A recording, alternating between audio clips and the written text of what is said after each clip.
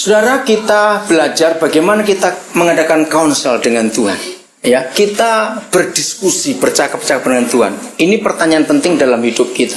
Karena kalau kita nggak punya komunikasi dengan Bapa di surga, kita bisa salah dalam menentukan langkah hidup kita ke depan itu bagaimana.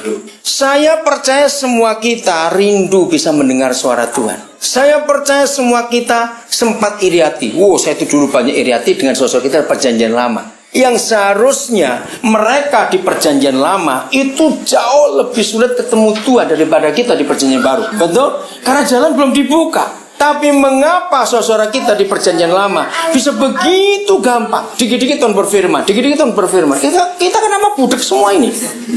Maaf saya pakai kata itu. Kita sudah doa puasa, doa pagi, doa malam, sudah baca Alkitab. Kok Tuhan nggak ngomong-ngomong? Nah, ini kita akan belajar dari Alkitab. Mulai dari Musa, ya. Saya menemukan mengapa Musa bisa begitu dekat dengan Bapa di surga. Di dalam Bilangan pasal 13 ayat berapa 9 atau apa? Ketika Miriam dan Harun iri hati kepada Musa, lalu Yahweh itu berkata, kamu harus tahu, kalau kepada nabi-nabiku yang lain aku bicara jarak jauh dan perumpamaan, tapi dengan Musa hambaku ini aku berhadapan muka seperti dengan teman sendiri. Kenapa sampai begitu? Ternyata buka Keluaran pasal 3 sekarang. Keluaran pasal 3. Ini sejarah Musa mengenal firman Tuhan itu. Keluaran pasal 3 mulai ayat 1. Silakan dibaca Keluaran 3 mulai ayat 1. Adapun Musa, ia biasa mengembalakan kambing domba Yitro, bertuan. Ya, stop. Kata penting adalah biasa mengembalakan kambing domba milik mertuanya. Nah, Papa di surga nggak suka rutinitas, katakan amin. Roh Kudus itu musuhnya bukan setan, tapi rutinitas. Catat itu. Begitu kita mengerjakan rutinitas, Roh Kudus langsung mati, nggak bisa berdaya. Karena kita membatasi dia. Ini 40 tahun biasa mengembalakan kambing domba.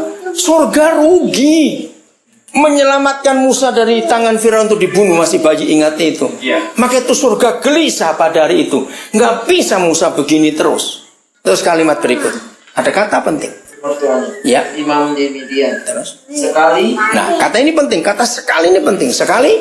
Ketika ia menggiring kambing domba itu ke seberang padang gurun, sampailah ia ke gunung Allah, yaitu gunung Horeb. Ya. Terus stop sampai situ. Kata sekali. Ya menunjukkan cuma sekali, nggak ada 2 kali. Artinya apa? Ketika surga sudah capek dengan Musa yang rutinitas itu, maka Papa mengalihkan perhatian Musa. Maka itu Musa menyeberang, dan dia belum pernah ke daerah itu. Nah, saudara, saya percaya dalam hidup kita banyak sekali Tuhan mengalihkan perhatian kita. Entah dengan anak sakit, entah dengan kecelakaan misalnya, supaya kita tuh nggak rutin lagi. Kita ngerti ada warning di situ yang kita harus perhatikan dalam hidup. Akhirnya dia belok terus. 2. Lalu malaikat Tuhan menampakkan diri kepadanya dalam nyala api yang keluar dari semak duri.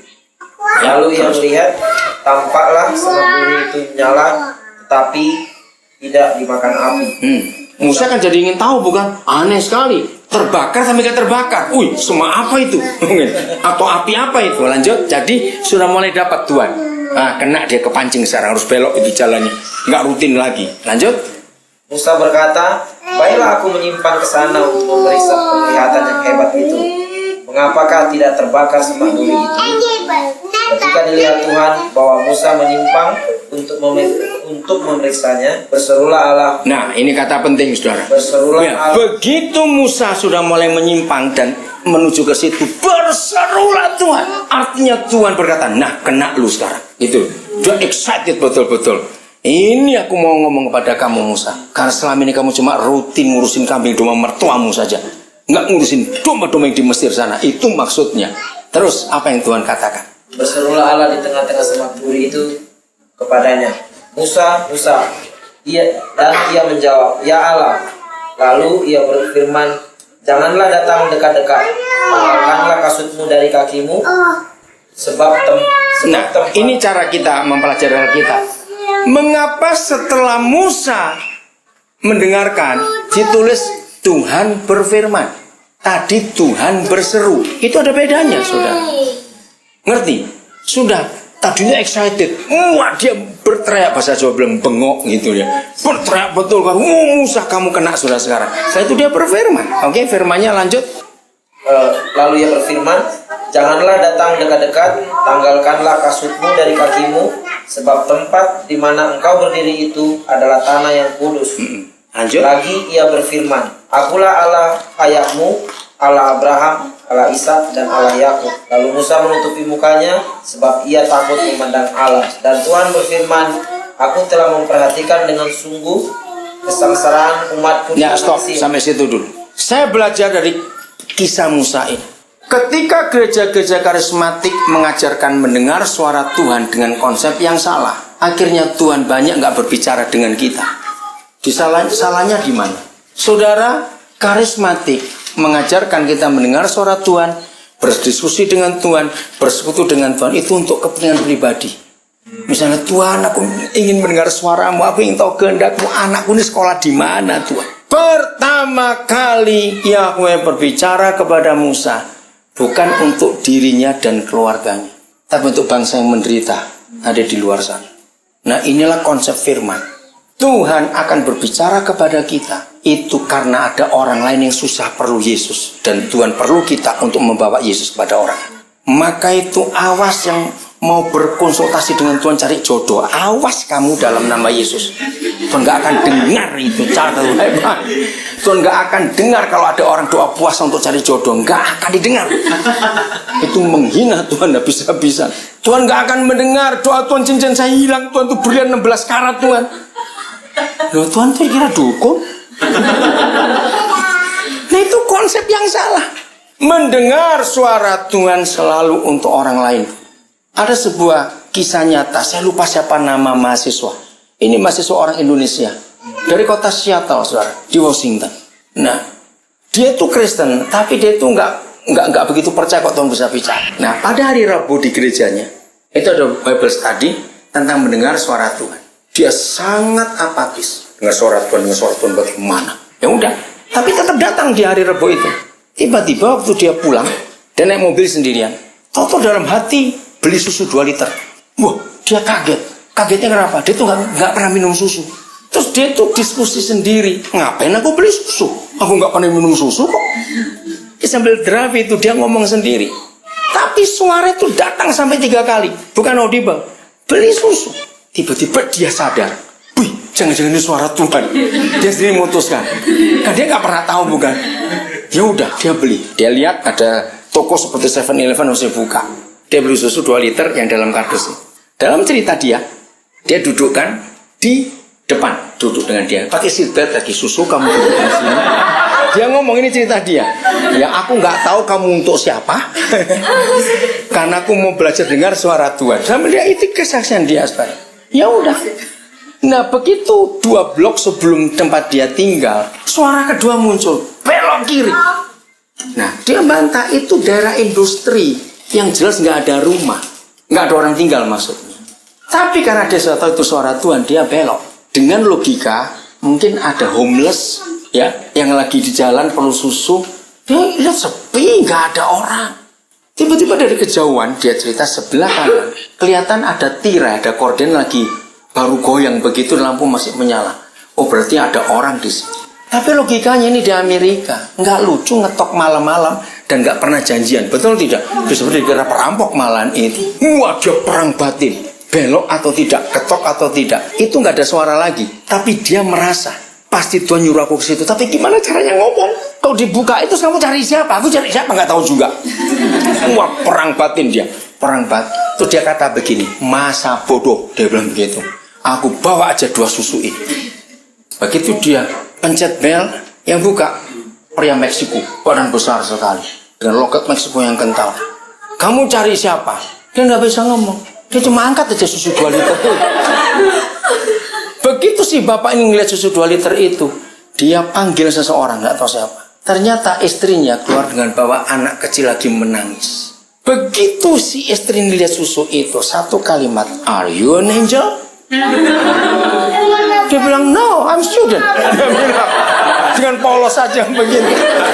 Lalu dia cerita, Kami itu lagi nggak punya uang. Anak kami itu nangis lagi cari susu ini. Kami nggak tahu mau bagaimana. Kenapa kamu bisa kesini hari? Ngerti nggak? Nah di situ saya belajar mendengar suara Tuhan. Jangan untuk diri sendiri dan keluarga kita sendiri. Belajar untuk orang lain yang lagi menangis di sana. Dan Tuhan akan pakai kita. Maka itu saudara, musuh utama Injil itu orang pelit, bukan setan. Catat itu baik-baik. Itu musuh utama Injil. Jadi kalau kita punya space dalam hidup kita, punya sebuah ruangan, bahwa kita nggak merasa terganggu waktu, tenaga, ide, dan uang kita untuk Tuhan pakai kapan saja untuk menjangkau jiwa. Percayalah, Papa akan bicara kepada kita. Ngerti nggak kata itu? Karena kita bersedia untuk orang lain. Itu yang Tuhan inginkan dalam hidup. Jadi mendengar suara Tuhan harus begitu. Oke, dalam Yeremia 29 ayat yang ke-12. Yang cepat, Yeremia 29 ayat yang ke-12. Jadi sejak hari itu, ketika Musa memperhatikan kesengsaraan bangsa itu, Tuhan bicara terus kepada dia sampai akhir hidupnya. Karena hatinya terbuka untuk orang lain. Ada Yeremia 29 ayat 12, tolong dibaca. Ayat 11 pasti sudah hafal semua, bukan? Nah, kita seringkali putus sampai ayat 11, gak lanjut. Egois itu, mau cari yang enak aja ayat-ayatnya. Ayat 12 cepat dibaca. Dan apabila kamu berseru dan datang untuk berdoa kepadaku, Ya. maka aku akan mendengarkan kamu. Nah, ini step pertama. Apabila kamu berseru dan datang berdoa kepada aku akan mendengarkan kamu. Lanjut. Apabila kamu mencari aku, kamu akan menemukan aku. Ya. Apabila Stop sampai situ dulu. Saudara, belajar firman Tuhan, pakailah hidup anak-anak. Akan gampang dimengerti Alkitab itu. Contohnya ayat. Saya menggunakan usia anak-anak. Mengapa semua bayi selalu nangis, berteriak, berseru? Pasti mamanya cepat datang. Nggak perlu lama-lama lagi. Betul? Kadang-kadang kalau sudah jamnya bangun, nggak bangun, mama bingung. Kok nggak nangis ini anak? Iya toh, nah itu anak-anak. Berseru, langsung dapat jawaban. Berseru, langsung dapat jawaban. Tapi setelah anak itu mulai besar, ada kata mencari. Coba ketika anak itu umur sudah 6 tahun, 7 tahun. Begitu bangun nangis, mama nggak akan datang. Mama bilang di dapur gitu. Ngerti nggak maksudnya? Artinya cari dong. Jangan teriak-teriak lagi karena kamu sudah mulai dewasa. Itu semua nggak pakai syarat. Tapi yang ketiga, coba. apabila kamu Ya betul itu. apabila kamu menanyakan aku dengan segenap hati, aku akan memberi kamu menemukan aku. Ya stop. Mengapa untuk berseru, untuk mencari tidak pakai syarat? Tapi ketika menanyakan, berarti sudah dewasa bukan? Saya bisa ganti kata menanyakan apa? Discuss. Berarti anak ini sudah mulai dewasa. Kalau sudah mulai dewasa 20 tahun lebih umurnya, jangan teriak-teriak lagi karena kecil aja kamu. Duduk bersama aku di sini. Dan itu pakai syarat dengan segenap hati, sepenuh hati. Nah, saya belajar dari itu. Maka itu kesungguhan hati kita kepada Papa di surga dalam fellowship kita dengan Dia. Itu yang menentukan kita masih anak-anak atau sudah dewasa. Kalau Papa melihat, walaupun kita sudah berjenggot, berkumis, sudah ubanan, Kristen kita istilahnya, tapi kalau kita masih anak-anak, doa puasa untuk mendengar suara Tuhan, Tuhan gak akan bicara kepada kita. Karena percuma diajak ngomong masih anak-anak. Maunya main kelereng, mobil-mobilan, istilahnya begitu. Tapi kalau dia tahu kita sudah dewasa dan kita punya keseriusan untuk mengerti kehendaknya, dia pasti apabila kamu menanyakan aku dengan segenap hati, apa jawabannya? Kamu akan menemukan. Akan menemukan. Nah, itu kata kita harus counsel, kita diskusi, kita berunding dengan Papa di surga. Yeremia 23:18. Yeremia 23:18.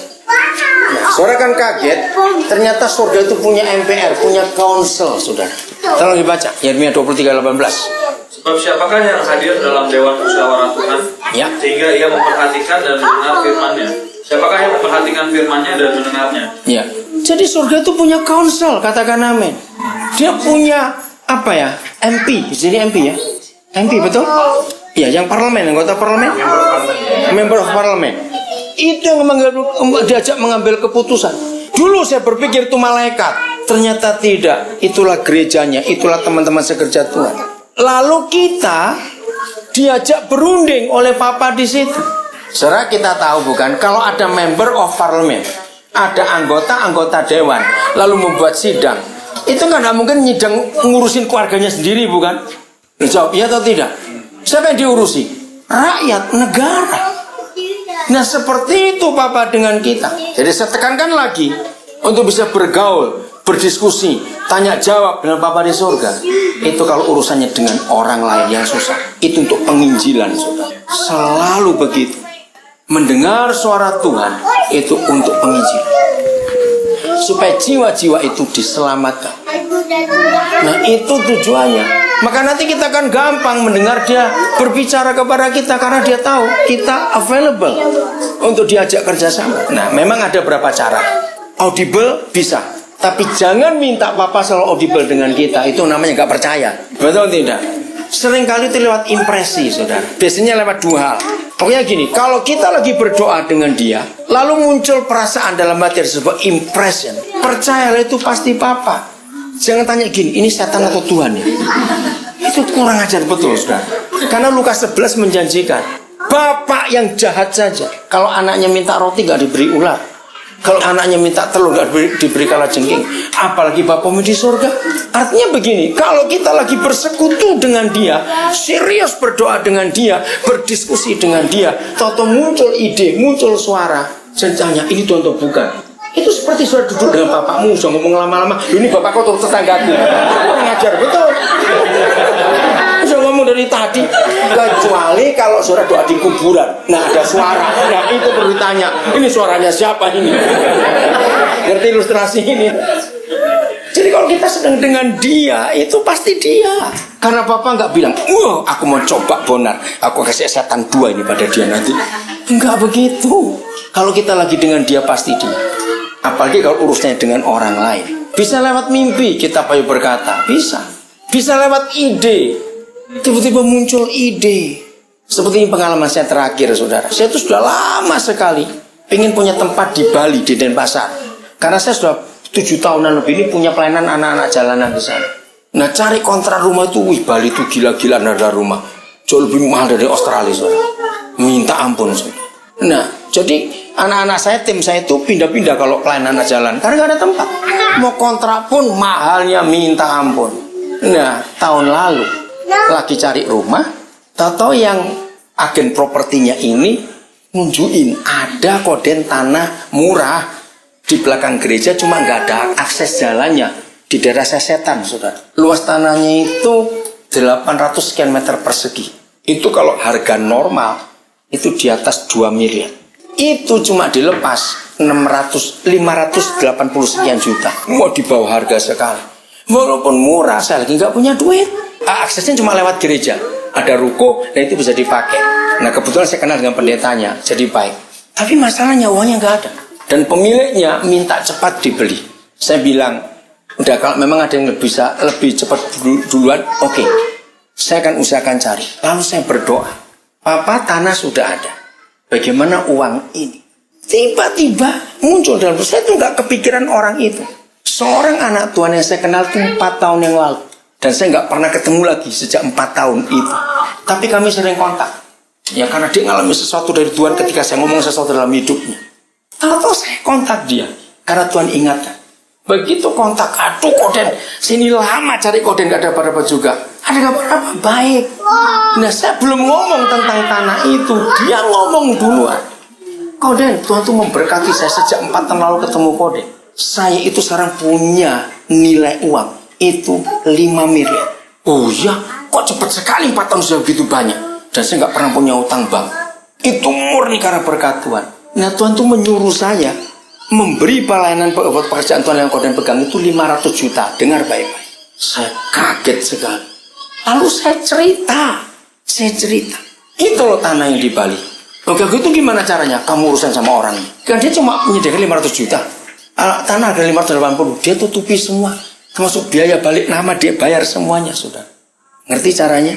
Bukan untuk diri saya sendiri. Itu untuk anak-anak itu. Pasti Tuhan bicara kepada kita. Dan itu sungguh luar biasa. Ada banyak yang saya bisa cerita yang betul-betul hebat. Maka itu kok saudara tadi saya dengar saya dalam 2 tahun bisa 500.000 US. Ya kayak begitu itu salah satu cara itu. Dan untuk penginjilan. Oke? Ada yang mau tanya? Jelas semua?